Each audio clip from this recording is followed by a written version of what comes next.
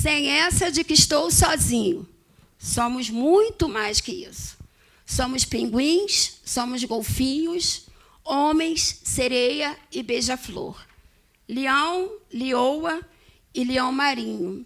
Eu preciso e quero ter carinho, liberdade e respeito. Nós abrimos agora, com muito prazer, o primeiro encontro da Associação Brasileira de Narcolepsia e Hipersonia Idiopática. Obrigada. Boa tarde, eu sou a Patrícia. Fui escolhida hoje para representar o nosso grupo, né? Agradeço a confiança e me coloco aqui humildemente para representar tanta gente que não pôde estar aqui hoje, né, por N motivos. Sou paciente, tenho o diagnóstico de hipersonia idiopática e me reuni com o grupo para perguntar o que vocês querem que eu fale hoje, né? Não me cabe chegar aqui e falar só da minha história, falar o que eu penso que tem que ser dito.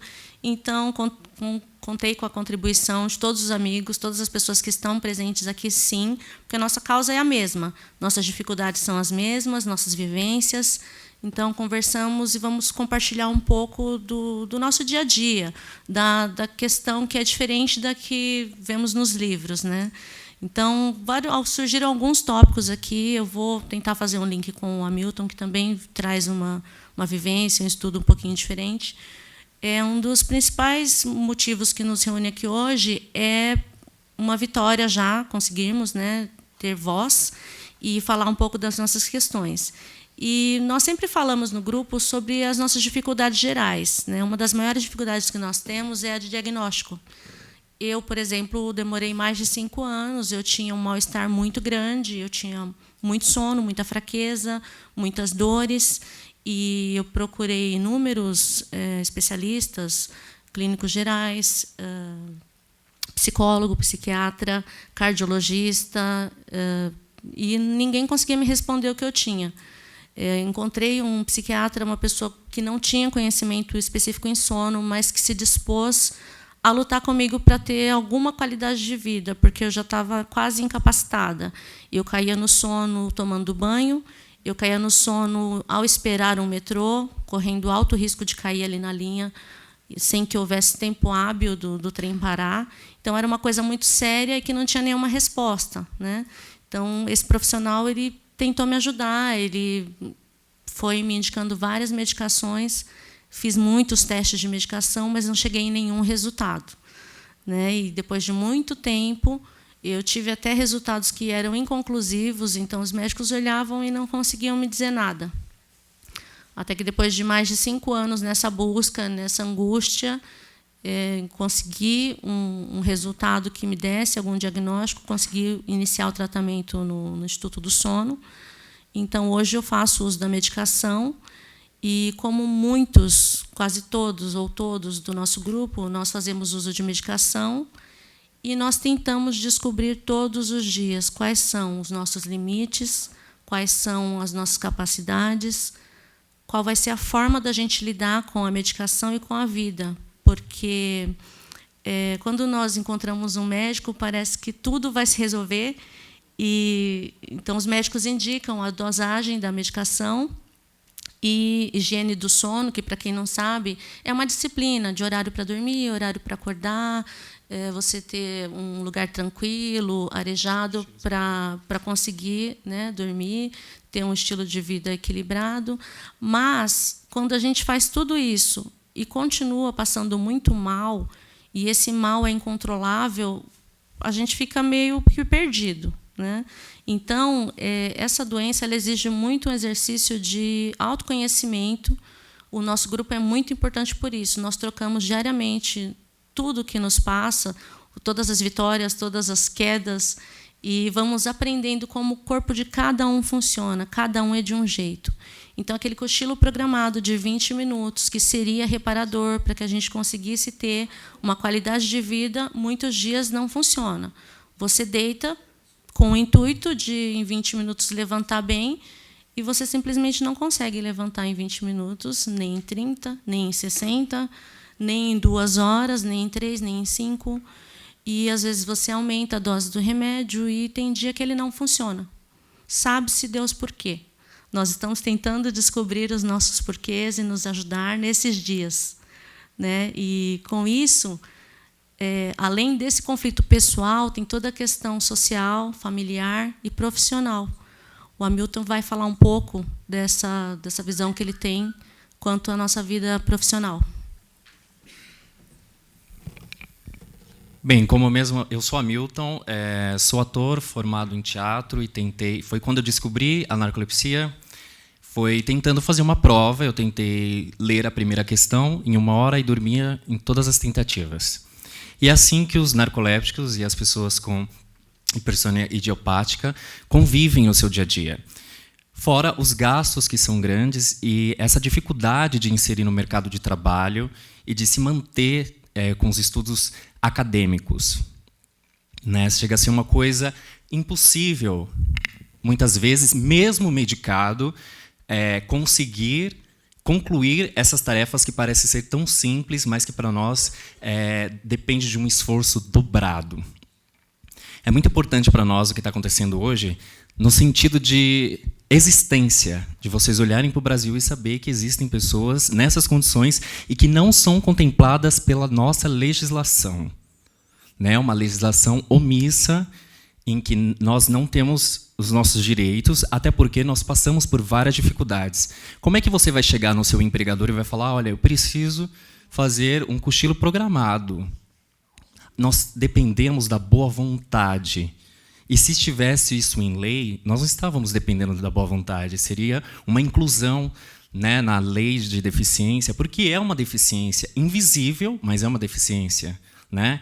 Então, muitas vezes, esses problemas até sociais que a gente passa, porque também passamos por problemas de relacionamento, muitas vezes os familiares que não entendem acham que é uma simulação e as pessoas atrelam o sono a uma coisa prazerosa. Como teve pessoas que escutaram numa perícia médica, o perito falou, mas é gostoso dormir.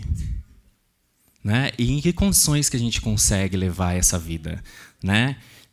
A falta de relacionamento social, a vergonha de sair, de ir ao cinema assistir um filme e não conseguir chegar nem na primeira parte do filme e dormir em todas elas. Então, a gente acaba não fazendo para não passar vergonha.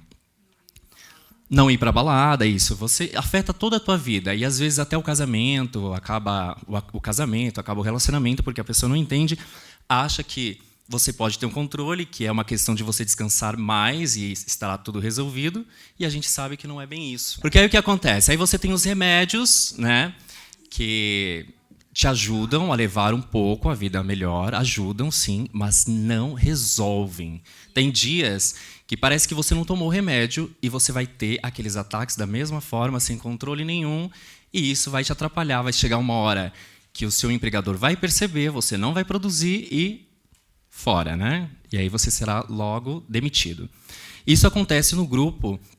Não há pesquisas aprofundadas aqui no Brasil sobre isso, mas a gente fez uma pequena pesquisa no grupo que a gente participa e 64% das pessoas estão desempregadas, 22% estão trabalhando em empresa de familiares, porque tem essa liberdade de dormir, de ter esses cochilos programados, mas a grande maioria está no limbo. Agora eu pergunto para vocês, como é que uma pessoa com narcoléptica ou com hipersonia idiopática consegue cobrir os gastos com a medicação e até com médicos? Porque a gente fala de São Paulo, que já tem um difícil acesso, né, gratuito a médicos especialistas em sono.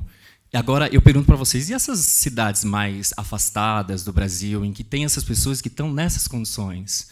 Então, eu acho que cabe a nós, como pacientes, levantar essa bandeira em busca dos nossos direitos, sim, junto com os médicos, porque os médicos fizeram até a parte aonde lhe cabe, mas cabe a nós também juntarmos a eles e buscar por esses direitos.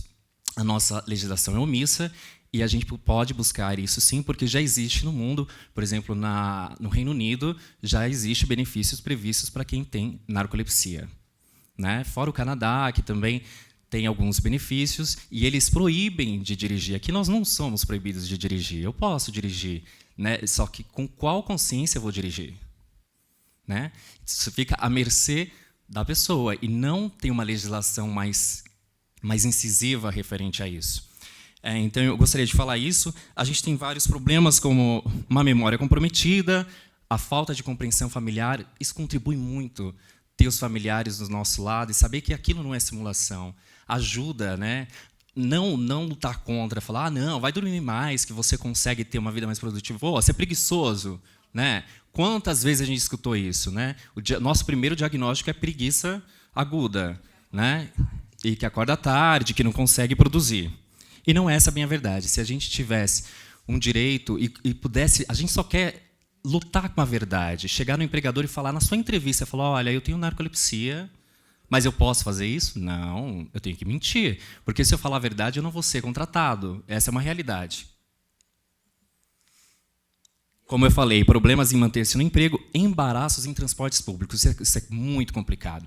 Quantas vezes eu fui trabalhar e passei do ponto e cheguei atrasado, ou muitas vezes eu dormia com os meus pertences na mão, celular, eu acordava, cadê celular, cadê mochila, cadê as coisas? Não tinha nada. Então, é esse o nosso dia a dia. Fora que, uma vez, no transporte público, a gente dorme em pé. Então, você cai em cima da pessoa. Eu caí uma vez em cima de uma moça, ela achou que eu estava dando em cima dela, foi um rebuliço todo. E, além disso, a gente ainda tem que passar por outros constrangimentos. E você tem vergonha de pedir o assento. Como é que eu vou pedir o assento? Ela vai olhar para minha cara e falar, aquele menino estava na balada. Né? Olha, tá olhando, foi para a balada, não dormiu a noite toda, agora vem falar para mim que quer sentar? Ninguém vai te dar o assento. Então, você fica com vergonha de pedir o assento e passa por todos esses transtornos. Eu cheguei ao ponto de não querer pegar mais transporte público e comecei uma síndrome do pânico por conta disso, porque eu não queria mais sair de casa.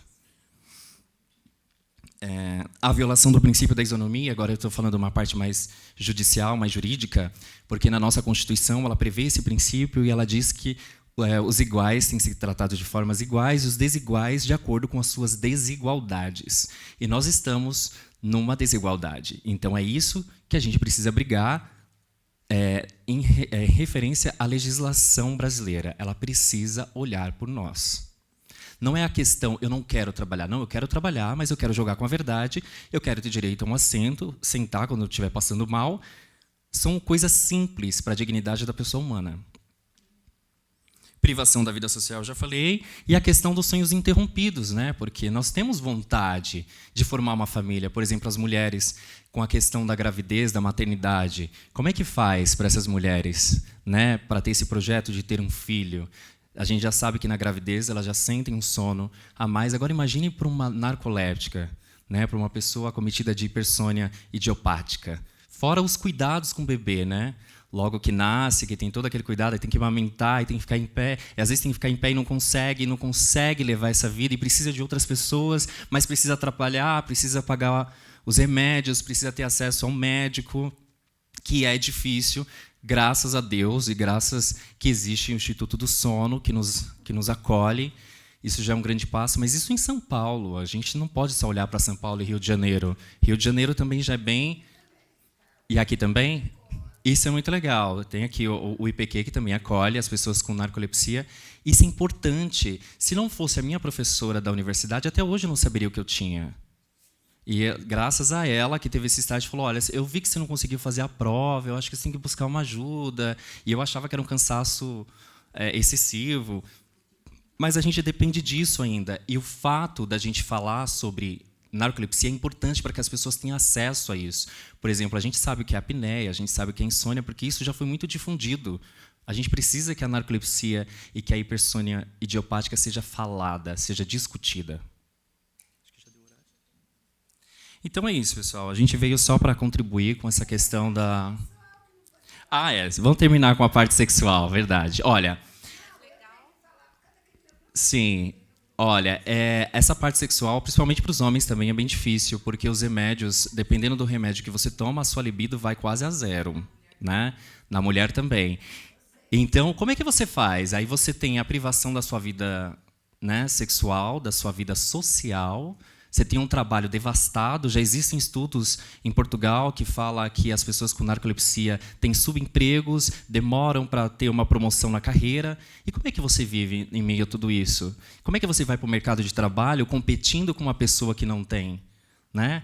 Qual é esse equilíbrio? Não existe. Né? Então, como é que eu deixo de dirigir, aí eu já não tenho uma vida é social, aí não tem uma vida sexual, como é que faz para poder sobreviver a tudo isso? Então, eis aqui grandes questões que a gente vai levar aí vários anos, mas que iniciamos uma grande luta.